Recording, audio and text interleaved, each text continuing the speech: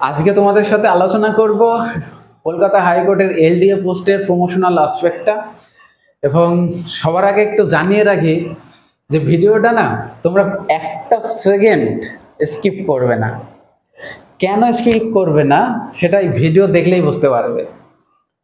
Sorry to say, বিভিন্ন জায়গায় এই প্রমোশনাল অ্যাসপেক্ট নিয়ে বিভিন্ন ইনফরমেশন ঘুরছে এবং সেখানে দেখা গেছে যে কিছু ত্রুটি বিচ্যুতি রয়েছে। একটা স্বচ্ছতা, সেই জায়গাটা যেন কোথাও ঘাটতি রয়ে গেছে সেই ইনফরমেশনগুলোতে। তাই সেই সমস্ত ইনফরমেশন দেব তোমাদেরকে যেটা 100% কারেক্ট। হয়তোবা আমি চেষ্টা করছি আমার সর্বোচ্চটা তোমাদের সাথে শেয়ার করার।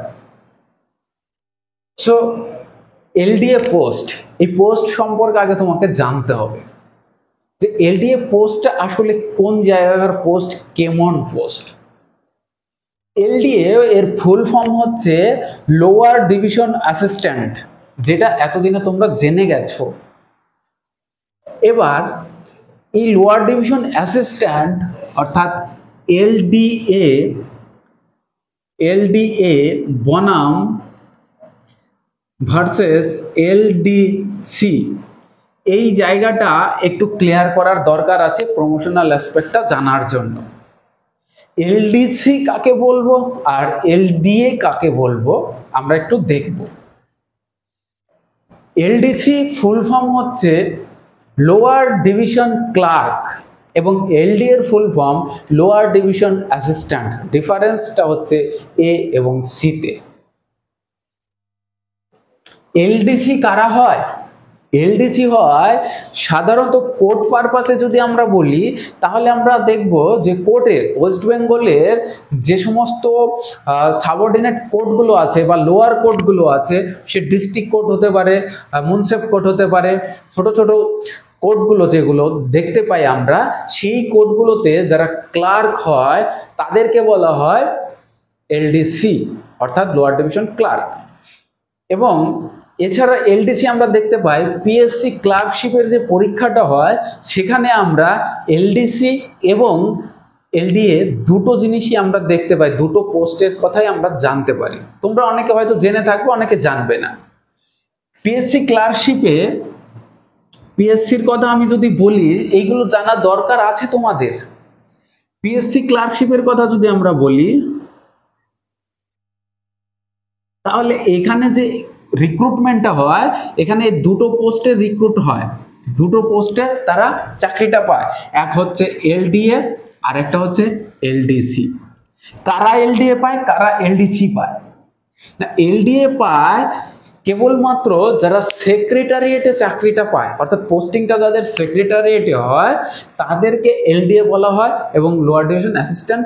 এবং এলডিসি কারা? না, এলডিসি হচ্ছে বাকি যে দুটো সেক্টর থাকলো অর্থাৎ ডিরেক্টরেট এবং রিজিওনাল। এই ডিরেক্টরেট এবং রিজিওনাল এদেরকে বলা হয় এলডিসি। এলডিসি এবং এলডিএ এর ডিফারেন্সটা হচ্ছে এই জায়গাটায়। সেক্রেটারিয়েট লেভেলে যারা চাকরি করে এই ক্লার্কের, তাদেরকে বলা হয় এলডিএ এবং এলডিসি হচ্ছে ডিরেক্টরেট এবং রিজিওনালের ক্ষেত্রে। তাহলে আশা করি তোমরা এটা বুঝে গেছো যে কলকাতা হাইকোর্টের যে এলডিএ পোস্ট, কেন তার নামকরণ এলডিএ হলো। কারণ হচ্ছে এটা সেক্রেটারিয়েট লেভেলের জব। দ্যাটস দ্য পয়েন্ট, যে পয়েন্টটা তোমাদের জানা দরকার এবং ম্যাক্সিমাম অ্যাসপিরেন্টে কিন্তু এটা জানে না। সো এই পোস্টে আমাদের রিক্রুটমেন্টের জন্য নোটিফিকেশন বেরিয়েছে। এই প্রমোশনাল অ্যাসপেক্টটা আমরা এবার বিস্তারিত আলোচনা করব। তার আগে আরেকটা জিনিস জেনে রাখবো, ক্লার্কশিপের এলডিএ পোস্ট এবং এলডিসি পোস্ট দুটোতেই ক্লার্কশিপ যারাই চাকরি পাবে, যারাই হোক, এখানে সেক্রেটারিয়েট এবং ডিরেক্টরেট এই দুটো ক্ষেত্রে প্রমোশনাল অ্যাসপেক্টটা অনেক বেশি হয় রিজিওনালের তুলনায়। রিজিওনালে কিন্তু প্রমোশনাল যে অ্যাসপেক্টটা আছে সেটা তুলনামূলকভাবে কম। ফার্স্ট অফ অল, তুমি যখনই এই এলডিএতে জয়েন করবে তখন তোমার এই পোস্টের জন্য মাত্র 2 বছর প্রবেশনে থাকতে হবে। প্রবেশনে থাকতে হবে 2 বছর, যেটা অনেকেই জানে না। সবাই যে কথাটা বলেছে যে এটা কি টেম্পোরারি চাকরি, এটা কি কন্ট্রাকচুয়াল, মানে এই যে কনসেপ্টটা, এটা দেখো নোটিফিকেশনে বলা আছে, সেটা তোমরা যদি ভালো করে দেখো তাহলে আরো বুঝতে পারবে। এবং তোমাদেরকে এটাও জানাচ্ছি যে এটা কন্ট্রাকচুয়াল চাকরি নয়, এটা গভর্নমেন্ট জব এবং পার্মানেন্ট জব। কিন্তু প্রত্যেকটা চাকরির একটা গভর্নমেন্টের রুলস থাকে যে 2 বছর প্রবেশনে থাকতে হয় প্রথমে, তারপরে সেটা পার্মানেন্ট হয়, এবং সেটাই এই ক্ষেত্রেও প্রযোজ্য। এবার এলডিএ হিসাবে তুমি জয়েন করলে, এলডিএ, এই এলডিএ তে কতদিন থাকতে হবে, কতদিন বাদে বাদে প্রমোশন হবে, এটা কিন্তু ডিপেন্ড করে অনেকগুলো ফ্যাক্টরের উপর। সেই ফ্যাক্টরগুলো পরে বলছি। দেখো, এলডিএ থেকে তুমি প্রথম প্রমোশন পাবে ইউডিএতে, ইউডিএতে, অর্থাৎ এলডিএ থেকে হয়ে গেলে তুমি ইউডিএ অর্থাৎ আপার ডিভিশন অ্যাসিস্ট্যান্ট। দেন এখান থেকে পরবর্তী সময়ে তুমি পাবে সুপারিনটেন্ডেন্টের পদ, সুপারিনটেন্ডেন্ট পদ তুমি পেয়ে যাবে। সুপারিনটেন্ডেন্টের পরে তুমি যে প্রমোশনটা পাবে একটা গুরুত্বপূর্ণ প্রমোশন, এবং এই প্রমোশনটা জন্য সবাই কিন্তু অধীর আগ্রহে থাকে, সেটা হচ্ছে সেকশন অফিসার। আমরা লিখছি এসও, সেকশন অফিসার। অর্থাৎ এই পোস্টটাতে যখন তুমি হোল্ড করবে তখন তুমি হয়ে গেলে গভর্নমেন্টের গ্রুপ এ গ্যাজেটেড অফিসার, গ্রুপ এ গ্যাজেটেড অফিসার। এবং সেটা শুধু তাই নয়, তুমি কিন্তু তখন অ্যাটেস্টেড পাওয়ারটা কিন্তু তোমার চলে আসবে। এইটা একটা ভালো করে খেয়াল করে দেখো, মাত্র একটা, দুটো, তিনটে, 3 নম্বর প্রমোশন পাওয়ার সাথে সাথে তুমি গ্যাজেটেড অফিসার। কোথায় থেকে তুমি শুরু করেছিলে? এলডিএ থেকে। এলডিএ কি উচ্চ মাধ্যমিক পাস, সেখান থেকে 3টে প্রমোশন পেয়ে তুমি গ্রুপ এ গ্যাজেটেড অফিসার হয়ে গেলে। নেক্সট এসব থেকে এরপরে সেকশন অফিসারের পরেই তোমার প্রমোশন হবে এসিও, এসিও অর্থাৎ assistant court officer, assistant court officer পদে এরপরে কিন্তু কোর্টের তোমার পোস্টিং হবে। নেক্সট আসছে, এরপরে আমরা এসিও থেকে চলে যাব সরাসরি কোথায় না এআর। এআর এর ফুল ফর্ম কি? Assistant registrar. কি না? Assistant registrar. অ্যাসিস্ট্যান্ট রেজিস্ট্রারের পরে যে প্রমোশনটা হয় সেটা হচ্ছে ডিআর পোস্ট, যেটাকে আমরা বলি ডেপুটি রেজিস্ট্রার।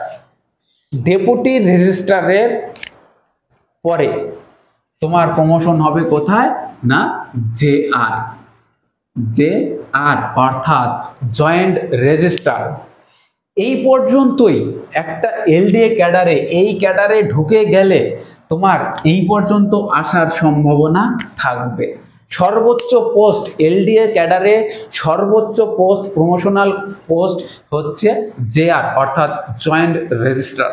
যারা প্রত্যেকে জয়েন করে তারা কি প্রত্যেকেই এই পর্যন্ত পৌঁছায়? উত্তর না, পৌঁছায় না।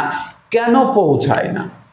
কারণটা বুঝতে হবে যে প্রমোশন শুধুমাত্র আমি চাকরি করলাম লাস্ট পজিশনে পৌঁছে যাব এইরকমটা হয় না, কারণ অনেকগুলো ফ্যাক্টরের উপরে এই প্রমোশনটা ডিপেন্ড করছে। এই প্রমোশনটা ডিপেন্ড করছে তুমি কত বছর বয়সে চাকরি পাচ্ছ। প্রমোশনটা ডিপেন্ড করছে যে উপরে কত ভ্যাকান্সি ফাঁকা আছে। প্রমোশনটা ডিপেন্ড করছে যে নতুন কোনো পোস্ট এসছে কিনা। উপরের পোস্টগুলো যারা হোল্ড করে আছে, অর্থাৎ ওই পোস্টে যারা আছে তারা যদি অল্প বয়সে সেই পোস্টে পৌঁছে যায় তাহলে তারা কিন্তু ওই পোস্টটা বেশি দিন হোল্ড করবে। সুতরাং উপরের পোস্ট কিন্তু ফাঁকা না হলে তোমার নিচের থেকে যে প্রমোশনটা কিন্তু হবে। তাই প্রমোশনাল স্কোপটা পুরোপুরিভাবেই ডিপেন্ড করছে যে উপরের কতগুলো সিট ফাঁকা আছে তার উপরে। সুতরাং তুমি কেউ যদি বলে দেয় যে নির্দিষ্ট এত বছর অন্তর অন্তর হাইকোর্টে প্রমোশন হয়, তাহলে কিন্তু সেটা ভুল কথা। কারণ সেইভাবে হয় না, কোনো নির্দিষ্ট সময়ের পরিপ্রেক্ষিতে বা সময়ের ব্যবধানে এই প্রমোশনগুলো কিন্তু হয় না, যে এখান থেকে এসও, এসও থেকে এসিও, এসিও থেকে এআর, ডিআর, জেআর, এগুলো কিন্তু কখনোই একটা নির্দিষ্ট টাইম পিরিয়ড অন্তর অন্তর কিন্তু হয় না। এবার যে কোয়েশ্চেনটা মনে আসছে সেটা তোমরা জানো যে এই প্রমোশনাল যে ব্যাপারটা, প্রমোশনটা হবে কি হিসাবে, সিনিয়রিটি বেসিস নাকি exam basis? That's the point এবং it's the most important questions. কি না, এই যে কোয়েশ্চেন, সেই কোয়েশ্চেনের উত্তর হলো একটা নির্দিষ্ট পোস্ট পর্যন্ত তোমার সিনিয়রিটি বেসিসে, অর্থাৎ উপরের পদ ফাঁকা হলে প্রমোশন হবে, এবং বাকি সময় কিন্তু পরীক্ষা দিয়ে তোমাকে প্রমোশন নিতে হবে। এটা ঠিক কথা, যেখানে সিনিয়রিটি বেসিসেও তোমার প্রমোশন হবে, আবার পরীক্ষা দিয়েও প্রমোশন নিতে হবে। দেখো, এলডিএ থেকে ইউডিএ, ইউডিএ থেকে সুপারিনটেনডেন্ট, সুপারিনটেনডেন্ট থেকে সেকশন অফিসার, সেকশন অফিসার থেকে এসিও, এই পর্যন্ত পোস্টের জন্য তোমাকে কোনো পরীক্ষা দিতে হবে না। অর্থাৎ সিনিয়রিটি বেসিসে উপরে সিট ফাঁকা হলে প্রমোশন হবে নিচ থেকে। কিন্তু অ্যাসিস্ট্যান্ট রেজিস্ট্রার, ডেপুটি রেজিস্ট্রার এবং জয়েন্ট রেজিস্ট্রার, এই পোস্টের জন্য পরীক্ষা দিয়ে কিন্তু এখানে যেতে হয়, এই পোস্টগুলোতে যেতে হয়। সুতরাং এখানে আরো একটা বিষয় জানার আছে, যেহেতু এইখানটাতে সিনিয়রিটি বেসিসে প্রমোশন হয়, তাই একটা জিনিস খেয়াল রাখবে যে তোমরা যারা পরীক্ষা দিতে যাচ্ছ, পরীক্ষাটা ভালো হওয়া খুব জরুরি। প্রিলিমিনারি পরীক্ষায় কোয়ালিফাই করাটা যেমন জরুরি, তেমনি মেন্স পরীক্ষা এবং ইন্টারভিউতে প্রাপ্ত নম্বর যোগ হয়ে যে মেরিট লিস্টটা তৈরি হয়, সেই মেরিট লিস্টে যাদের নাম আগে থাকবে, অর্থাৎ প্রথম সারিতে যাদের নাম থাকবে, প্রথম দিকে উপরের দিকে একদম টপার্স যারা হয়, সেই ফার্স্টের দিকে যাদের নাম থাকবে, তারা কিন্তু প্রমোশনটা আগে পাবে। এই কথাটা কিন্তু মাথায় রাখতে হবে। হয়তো আজকে তোমার মনে হতে পারে আমার একটা চাকরি হলেই হবে, এই বেকারত্বের যন্ত্রণা থেকে আমি মুক্তি পেতে চাই, প্রমোশন পরের কথা, আমার চাকরিটা খুব দরকার। এটা অবশ্যই 100% সমর্থন করছি, কিন্তু যখন চাকরিতে ঢুকে যাবে তখন এই কথাটাই তোমার মনে হবে যে আমার র্যাঙ্কটা যদি আরেকটু উপরে হতো, প্রথম দিকে যদি র্যাঙ্ক থাকতো, আমি প্রমোশনটা কিন্তু আগে পেতাম। এটা মনে হবে আজকে, মনে না হলেও। তাই তোমরা খেয়াল করবে যে নিজের সর্বোচ্চটা দিয়ে তোমরা কিন্তু র্যাঙ্কের প্রথম দিকে থাকার চেষ্টা করবে, যাতে তোমার প্রমোশনটা কিন্তু তাড়াতাড়ি হয়। খেয়াল রাখবে এগুলোই ইনফরমেশন, কারণ এই কথাগুলো কেউ তোমাকে বলবে না। নেক্সট আমরা দেখব, নেক্সট যে বিষয়টা আমরা খেয়াল করব যে বেতন। এখানে স্যালারি নিয়ে আমি কথা বলবো না, কারণ স্যালারি ডিপেন্ড করে অনেক কিছুর উপরে। শুধুমাত্র এইটুকুই বলবো যে তোমরা যখন ঢুকবে তখন তোমাদের বেতন 30,000 প্লাস এইরকমই তোমরা বেতন পাবে ইন হ্যান্ড। এর সাথে যে ব্যাপারটা রয়েছে সেটা হচ্ছে রাজ্য সরকারের থেকে তোমাদের এই হাইকোর্টের বেতনটা বেশি হবে। কেন বেশি হবে? কারণ হচ্ছে এখানে রাজ্য সরকার বেতন দেয় নাকি কেন্দ্র সরকার বেতন দেয়, এই জায়গাটা কনফিউশনটা ক্লিয়ার করা দরকার আছে। কি কনফিউশন? এটা কি সেন্ট্রাল গভর্নমেন্টের চাকরি নাকি স্টেট গভর্নমেন্টের চাকরি? প্রথম কথা হচ্ছে এটা সেন্ট্রাল গভর্নমেন্টও না, এটা রাজ্য সরকারেরও চাকরি নয়। এটা হচ্ছে পুরোপুরিভাবে অটোনমাস বডি, অর্থাৎ ইন্ডিয়ান কনস্টিটিউশন তুমি যদি ভালো করে দেখো তাহলে দেখতে পাবে যে এই যে জুডিশিয়াল সেক্টরটা, এটা কি স্বতন্ত্রভাবে কাজ করে। তাই কোর্ট এইটা হচ্ছে অটোনমাস বডি, এরা নিজেদের রুলস নিজেরা তৈরি করে এবং সেই মোতাবেক চলে। এখানে সরকার কিন্তু হস্তক্ষেপ করে না। কিন্তু বেতনটা কোথা থেকে আসে? তাহলে বেতনটা আসে রাজ্য সরকার থেকে, এবং তার সাথে হাইকোর্ট অ্যালাউন্স, হাইকোর্ট অ্যালাউন্স, এই হাইকোর্ট অ্যালাউন্স একটা যোগ হয়, যেটার জন্য আমাদের রাজ্য সরকারের কর্মচারীদের বেতনের থেকে, মানে রাজ্য সরকারের যে ক্লার্কশিপ, তাদের বেতনের থেকে কিন্তু হাইকোর্টের এলডি এর বেতন বেশি হয়। সুতরাং বেতন পরিকাঠামো নিয়ে ভাবনা চিন্তা নয়, স্যাটিসফ্যাক্টরি একটা জায়গা আছে বেতনের, এবং বাকি যে সুযোগ সুবিধাগুলো আছে এই চাকরির জন্য, তার জন্য না হয় পরের ভিডিওতে আলোচনা করব। এই ভিডিওতে প্রমোশন এবং এই যে টাকা 30,000 প্লাস তুমি বেতন পাচ্ছ ইনিশিয়ালি, তো এটা অনেক, এবং এর যে অন্য সুবিধা তার জন্য কিন্তু গুরুত্বপূর্ণ ভিডিও খুব শীঘ্রই আসছে তোমাদের কাছে। তাই আর শেষ কথা বলে রাখি, প্রমোশন নিয়ে যে অনেকেই বলে থাকে যে এলডিএ থেকে আইএএস, এটা কি সত্যি? এলডিএ থেকে কখনো কি আইএস হওয়া যায়? এই যে joint register equivalent to is, এইটা আমার তোমাদের কাছে কোশ্চেন, তোমরা নিজেরা রিয়েলাইজ করবে, নিজেরা কোশ্চেন বলবে, উত্তর করবে, কমেন্টে জানাবে, আর এই কনফিউশন দূর করব তোমাদের সাথে আমি আছি। আমি অ্যানালাইসিস করব যে এলডিএ থেকে আইএস হওয়া যায় কিনা, সেটা তোমরা প্রমোশনাল স্কোপ দেখলে পরের ভিডিওতে তোমরা অবশ্যই এইটা নিয়েও কিন্তু তোমরা ভিডিও পাবে। সুতরাং প্রমোশন নিয়ে কোনো জায়গায় যদি বিন্দুমাত্র কনফিউশন থাকে তাহলে তোমরা বলবে, আমি পরবর্তী ভিডিওতে তার সমাধান করব। এবং তার সাথে বলে রাখি যে এই যে 30,000 আমি অ্যাপ্রক্স ধরে নিলাম, 30,000 টাকা বেতনে তুমি চাকরিতে ঢুকলে, এবং যে জয়েন্ট রেজিস্টার হবে তার বেতনটা কত হবে শেষ বয়সে। তো তোমরা এখন যদি 30,000-এর এন্ট্রি নাও, তাহলে তোমরা খেয়াল করবে যে যখন তোমাদের জয়েন্ট রেজিস্টার হবে তখন তুমি 3 লাখ পার মান্থ বেতন পাবে। এটাই হচ্ছে হাইকোর্টে চাকরির একটা সুবিধা।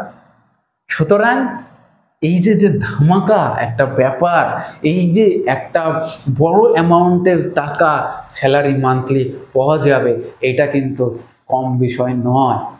সুতরাং চাকরি পেতে হলে লড়াইটা জারি রাখতে হবে। বি কনফিডেন্ট, একদম দুর্দান্ত রকমভাবে পড়াশোনা করো যাতে চাকরিটা তোমার হয়। এইরকম প্রমোশনাল যে অ্যাসপেক্ট, প্রমোশনগুলো দেখে তো লোভ লাগতেই পারে না, এত সুন্দর প্রমোশন আর এত ভালো একটা চাকরি। সো এই চাকরিটা তোমার জন্যই হোক, লেগে থাকো, ভালো থেকো, শুভকামনা তোমাদের প্রত্যেকের জন্য। আবার দেখা হবে অন্য ভিডিওতে।